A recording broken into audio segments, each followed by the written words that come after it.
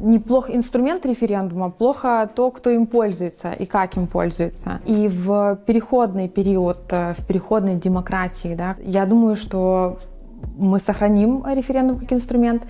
В будущем, наверное, важный момент в вопросе референдума — обеспечить информационное пространство и поле или политизацию граждан для погружения в тот или иной вопрос. То есть понятно, что если референдум происходит по теме, в которой гражданам сложно вообще дискутировать, не то что делать выбор, вот это опасно. Но когда у нас будут работать независимые медиа, когда у нас будет не наказываться инакомыслие, когда будут строиться дискуссии, они будут действительно открытыми, эти обсуждения публичные, тогда да, почему нет? Референдум как голосование, как процедура, финальная точка в широком общественном процессе. Стань часткай разумнага грамадства. Проста зараз прайдзі наш квіз і даведайся, наколькі ты разбіраешься ў выбарчых працэсах.